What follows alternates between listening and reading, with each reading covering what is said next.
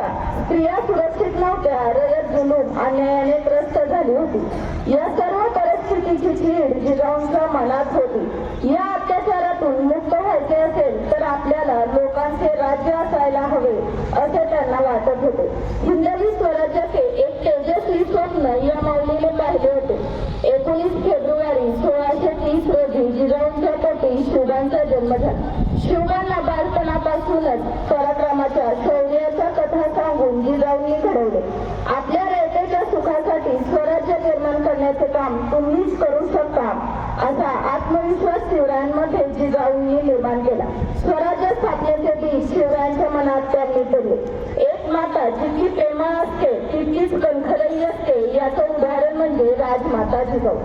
जिजाऊंनी शिवरायांना स्वतः युद्ध कौशल्य शिकवले. ज्ञान, चातुर्य, शौर्य व पराक्रमाचे बळ पडू दिले. माँसाहेबांनी हिंदवी स्वराज्याचे जे तेजस्वी स्वप्न पाहिले होते ते छत्रपती शिवाजी महाराजांनी सत्यात उतरवले.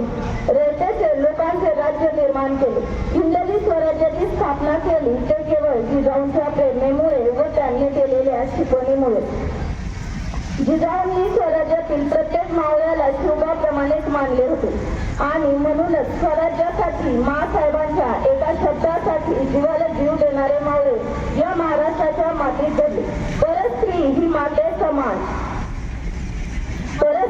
माते समान असते आणि रयत ही आपल्या लेकरा समान असते. त्यामुळे परस्त्रीचा नेहमी आदर करावा व प्रजेचा रयतेचा लेकरांसारखा सांभाळ करावा ही शिकवण हे संस्कार जिजाऊंनी शिवरायांना दिले. पुत्र व्हावा तर शिवबांसारखा असे तर प्रत्येक आईला वाटत असेल तर प्रत्येक आईने जिजाऊ व्हायला हवे. जिजाऊसारखे संस्कार आपल्या मुलांवर करायला हवे.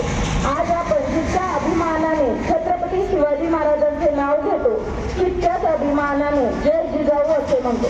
छत्रपती शिवाजी महाराज आपल्याला लाभले ते केवळ जिजाऊंमुळे. म्हणूनच असे म्हणावेसे वाटते की झुकला तख्त दिल्लीचा आणि भगवा आसमंती फडकला.